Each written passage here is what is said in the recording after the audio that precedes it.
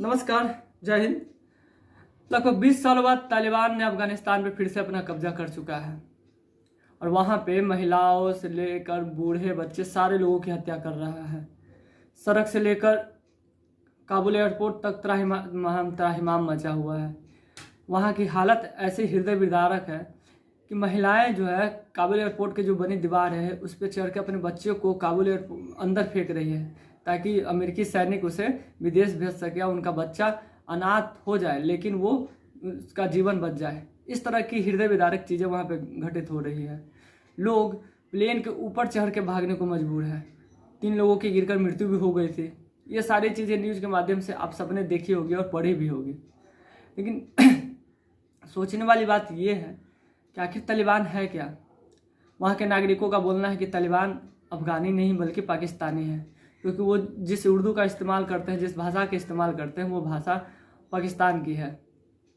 और पाकिस्तान जो पूरे विश्व के इस्लामिक देशों का मुखिया बना फिरता है, जो पूरे विश्व के मुसलमानों का रहनुमा बना फिरता है, यहाँ तक कि भारत के मुसलमानों को भड़काते आता है धर्म के नाम पे, वो मुसलमान अफगानिस्तान के मुसलमानों को साथ देने से इनकार कर चुका है। वो अपनी सीमाएं सील कर चुका है कि कोई भी अफगानी नागरिक उसके देश में प्रवेश न कर चुके। इसके विपरीत जिसे भारत के ही लोग या फिर अन्य देश इस्लामिक ऑर्गेनाइजेशन जैसे संगठन असुरक्षित बताते आए हैं, वो देश अफगानी नागरिकों को नागरिकता देने की बात कर रहा है। तालिबान भी इस्लामिक है, अफगानिस्तान भी एक इस्लामिक देश है, लेकिन उससे वहाँ पे मारने वाला भी इस्लामिक है और वहाँ मरने वाले भी इस्लाम के लोग हैं। आखिर सुरक्षा किससे किसको हो रही है, सोचना पड़ेगा। आज जो पूरे विश्व में सोशल मीडिया या फिर अन्य चीज़ें जिससे हमें तुरंत अफगानिस्तान की जानकारी मिल जा रही है, लेकिन सोचिए जब मोहम्मद बिन कासिम, मोहम्मद गजनवी, मोहम्मद गौरी जैसे, तैमूर लंग जैसे आक्रांताएँ आए होंगे तब क्या हुआ होगा, तब कैसे हालत बनाई होगी उन्होंने, कैसा महसूस करते होंगे गैर मुस्लिम। उस समय आज से भी ज़्यादा खराब हालत होंगे, क्योंकि उस समय सूचनाएं को यहाँ से वहाँ प्रदान करने के लिए कोई साधन नहीं थे। आज तो इतने साधन होने के बावजूद, सारे देशों का दबाव होने के बावजूद तालिबान सरेआम हत्या कर रहा है, वो भी अपने ही धर्म के लोगों की। लेकिन तब आज से सैकड़ों वर्ष पहले जब इस्लाम के नाम पे लोगों की हत्या की जाती तब कैसा माहौल बना होगा। सोचिए कैसे जब नटराज मंदिर को फिरोज शाह तुगलक ने तोड़ा होगा, उस समय कैसा माहौल बनाया होगा। सोचिए मोहम्मद गजनवी ने जब सोमनाथ मंदिर को तोड़ा होगा तब उसने क्या किया होगा। 50,000 लोगों की हत्या किया था उसने, तब कैसा माहौल बना होगा। बस आज जो अफगानिस्तान का माहौल है उससे कई लाख गुना ज़्यादा बदतर हालत तब भारत के होंगे, भारत के गैर मुस्लिम लोगों के होंगे। तैमूर लंग जो आकर लाखों लोगों की हत्या कर गया होगा तब क्या हालत बना होगा। और सोचिए उन्हें महान बनाने वाले लोग कौन हैं। आज भी उनके बारे में हम पढ़ते आ रहे हैं कि मुगल महान थे। सोचिए उन्हें महान बनाया किसने।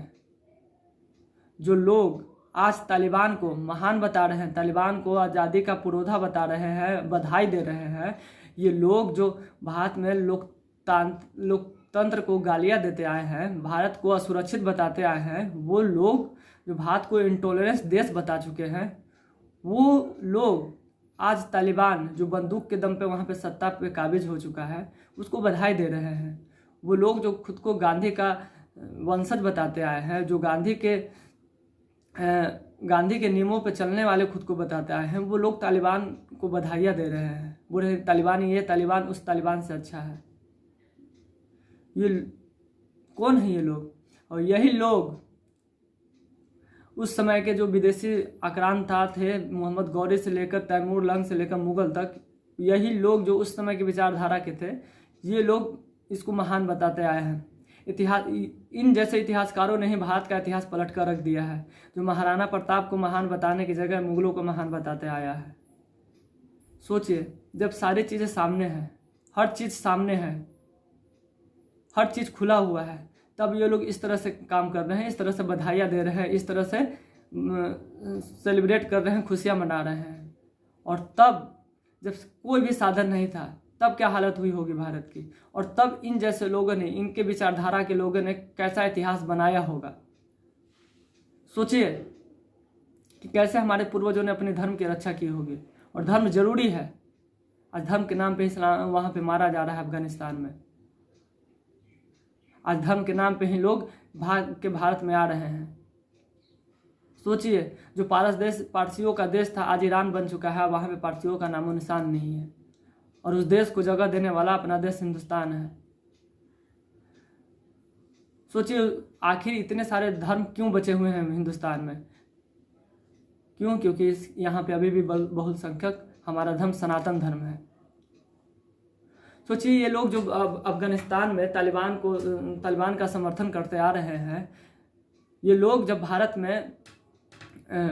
भारत में किसी आपसी विवाद में किसी एक अल्पसंख्यक की मृत्यु हो जाती है, हत्या हो जाती है, वो भी अल्पसंख्यक सिर्फ एक धर्म का होना चाहिए। जब मारने वाला हिंदू हो, मरने वाला मुसलमान होती, ये लोग भारत को असुरक्षित बता चुके होते हैं और सड़कों पे तख्तियाँ लेकर उतर चुके होते हैं।